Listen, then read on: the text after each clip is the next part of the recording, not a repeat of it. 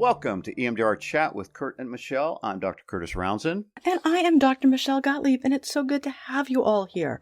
So what's up today, Michelle? Well, let me tell you, Curt. So Curt, I'm sure you've heard, people are really interested. We have a lot of talk about it, about psychedelics in our field now. That's my generation, Michelle. No, I'm not talking about just dropping acid. That ain't what I'm talking about. Okay, sorry. Actually using it therapeutically. Oh, yes. I know, weird, huh? Right? And we have, so the one question is using psychedelics at all. How do you use it therapeutically? But then the next question is, can we use it with EMDR therapy? Yeah. Right? I heard people doing this. I'll be very interested to know. So we have an expert with us today who's going to share some of her knowledge. And this is Wendy Byrd. And Wendy, thank you so much for joining us. And yes. We have so many questions for you, and we're so interested in this. But first, can you just tell us a little bit about your background and how you got to this place? Yeah. This place. Yeah, absolutely. Well, right out of undergraduate school, I started working at a residential treatment center for abused and neglected girls who were emotionally disturbed. I worked there for about 5 years while I was in graduate school. And as interesting as it is, one of the clinical directors was early trained in EMDR. And so that's how I sort of got introduced to EMDR and saw how powerful it was with some of these really challenged kiddos. And so I decided that I wanted to be like her. And so I went and got my master's degree, right? Because that's what she did.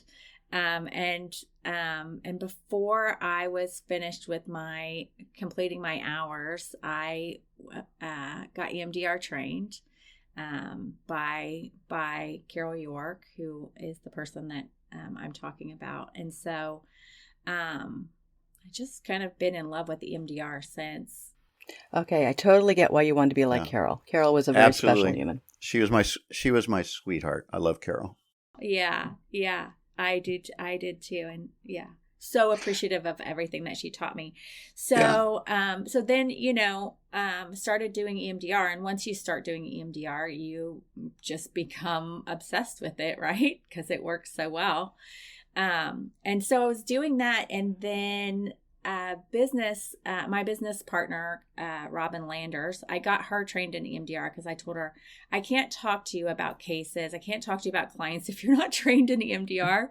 So you have to go get trained if we want to consult together. And so she did years and years ago. And then she started telling me about the psychedelics. This was nowhere in my radar. She said, look, you convinced me to get trained in EMDR, and it was a game changer. And now I'm telling you, you have to go get trained in ketamine and psychedelic therapy. And so I did, because that was a powerful statement.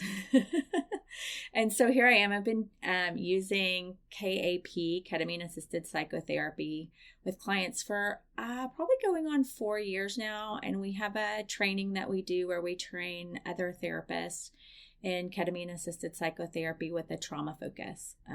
So that's my story of how I got here.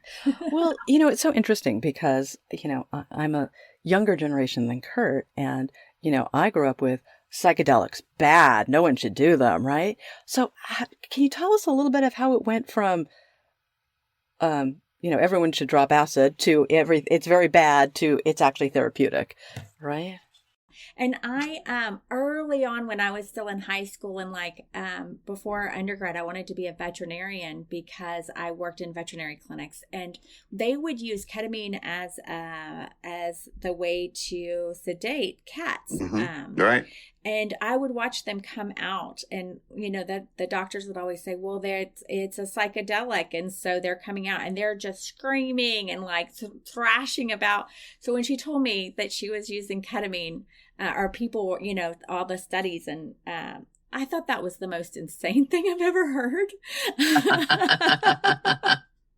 I thought that is not good. So yeah, I'm with you. And then I started looking at the research, and what the research show, you just can't ignore what you find in the research. And I think one of the coolest things about the psychedelics, and they all work differently. We have access to ketamine legally, so it's the one that we can talk about the most because we can actually use it. But they all create entropy in the brain and neuroplasticity. And the combination of those two things are really powerful for healing. And it kind of right in the line of what we already do, because, right, we're going into memory systems and tracking down the trauma and trying to change the way the information is stored. So it only made sense to me to go, okay, here is a substance that goes into the brain, creates entropy, meaning that it's changing the way the brain is firing while it's in the person's system. And then the side effect of that, though, is an increase in neuroplasticity.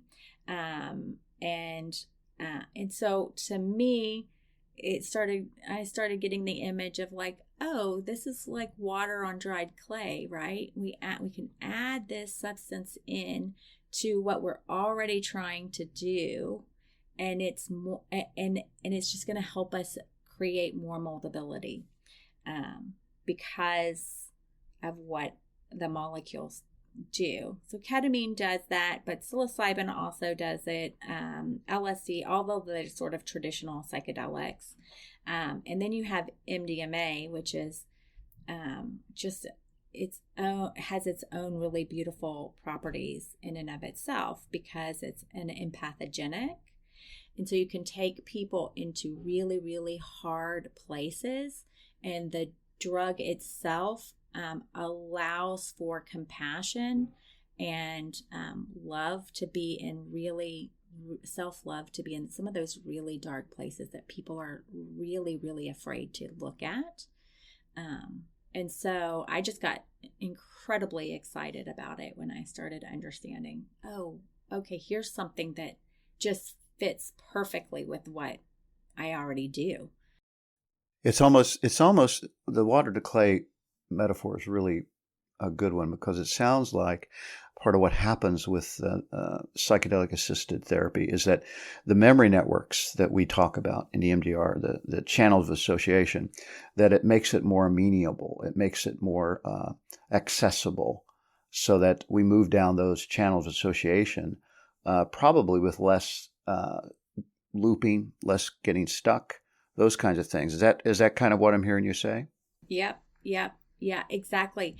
It just allows us to go into those memory systems without so much. I don't like the word resistant, because that kind of feels like, oh, someone's trying to resist. But our defenses are our defenses, right? So we can drop some of those, and the medicine helps that. And then we can go back. So there's this beautiful 24 to 72 hour window that we have, where the neuroplasticity window is really open. And so we can go in and change those memories, and process them to the adaptive resolution. I just think about it like greasing the skids, because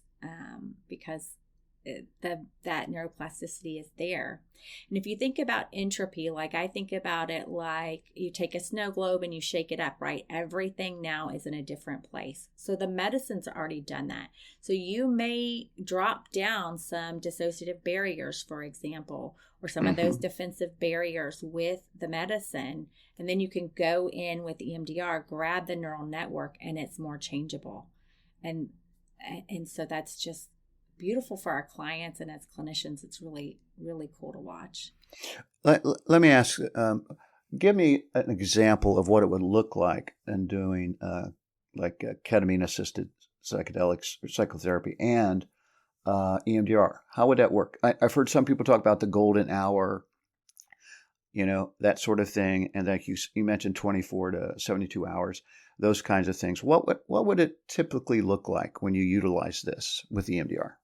Yeah. So we have our EMDR treatment plan, right? We know what we're going to be working on, and we know the goals that we're trying to get from that treatment plan. So we're using the psychedelic and, right now, ketamine, as a way to go in, and we're not changing what our original goals are. We're not changing our treatment plan, but we're using it to create that kind of softening around whatever we're targeting. So a client, for example, will already have all of that phase 1, phase 2 stuff done. We may be, about to target a new memory, or we may have started to run up against some roadblocks, and we want to use the medicine in that way. So for psychedelics, we talk about preparation, integration. So we have preparation, then we have the journey, then we have the integration.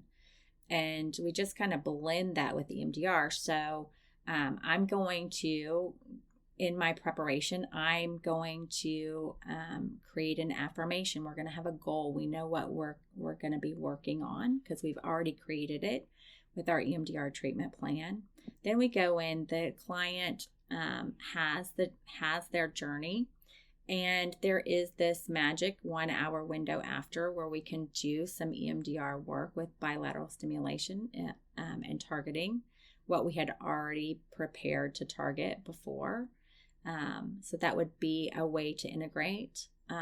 What is that magic 1 hour? Can you speak what that is? Yeah, it's just right after that. So ketamine lasts about 45 minutes to an hour, depending on the modality, right? And then afterwards, the person starts coming out of the journey. There may be things in the journey that came up that we want to integrate right there. Sometimes it's a positive, like, for example, I had a client who really had a hard time attaching to any sort of self-compassion, but in their journey, they were floating on an ocean and just looking at, kind of looking above, and for the first time really connected to their own self-love, and that everything could be right there. I wanted to use that image right after we got out of our journey portion and the medicine started wearing off, to really install it and make sure that we had access to that self-love, because it's one of the things that we needed in order to process some of these harder memories, right? So You're installing a resource right there. Other times there might be something that came up that we kind of can go, I wonder, and I'm curious if that emotion where you got lost in the darkness or the fear came up, was that related to this, experience in the past that you've had?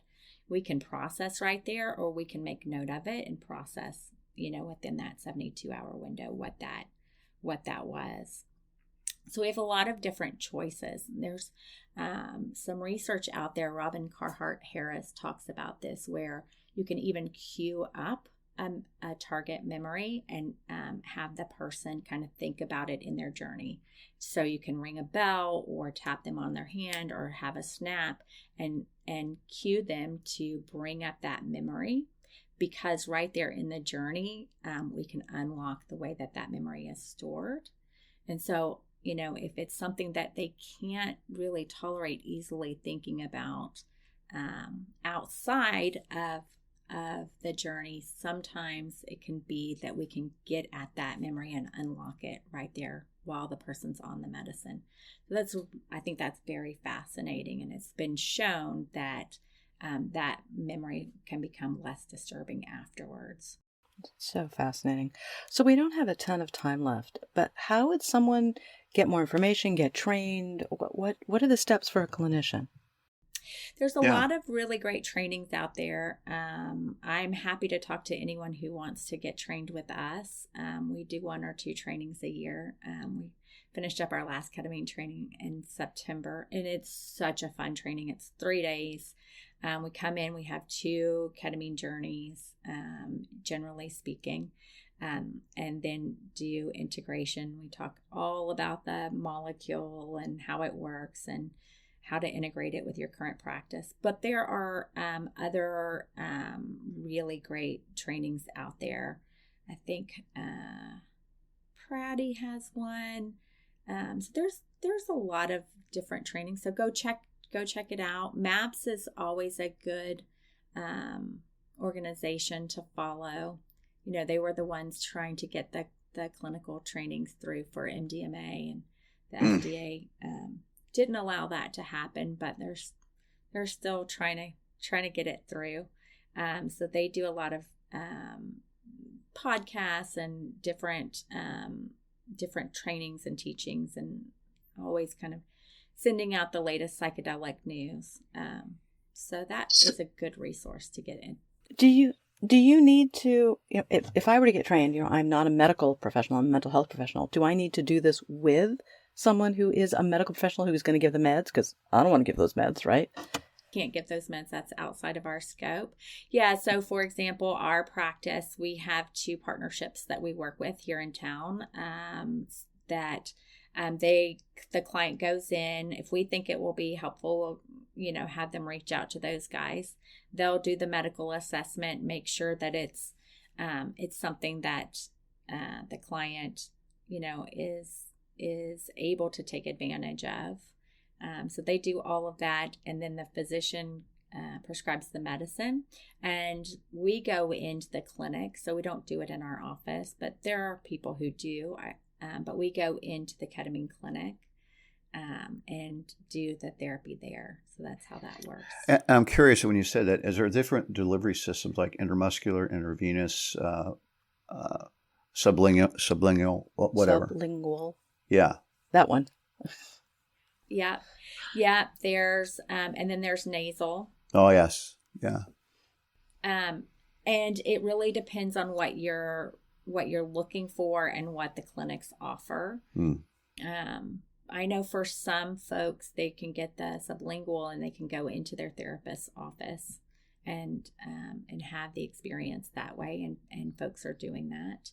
And then just for us, the way it's kind of worked out, most of my clients are either IM, intramuscular, or IV. And there's good and bad with each, right? There's Yeah. You know what? Is there a standardization protocol? Is it standardized, or does it really depend upon the particular organization that is prescribing the medication? There are some standards, and there's some ethical standards that they the physicians have to follow, and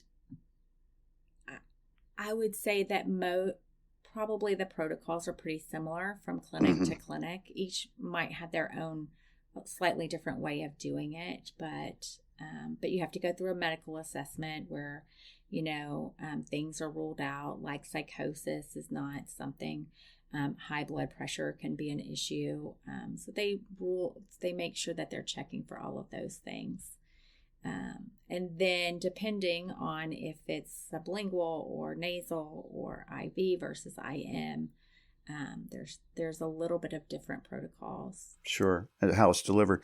Michelle, we've opened a door that I think we're going to have to come back again and talk about, because I think this is extremely fascinating. I do too. And we have just scratched the surface with Wendy. So you're thinking we should invite Wendy back to do a part 2? Oh, yes, if Okay. she's willing to do that. Yeah. So much more I'd like to ask. Yeah. Okay. All right. Well, guys, keep an eye out for Wendy part 2. But in the meantime, Wendy, would you please just tell everyone how they can get in touch with you if they're interested in getting trained or have more questions? Yeah, they can go to our website, connectedhearttherapy.com, and get in touch with me there, and also wendybyrd.com. And it's BYRD, just so you guys know that. Okay. All right. Thank you so much. Yes, I look forward to part 2. Yes, me too. Thank you. And I love the fact that you share Carol York's heart. She was, loved her. Yeah. Wonderful. All right. Thank you, everybody. And I'm so glad you were all listening. All right. Until next time.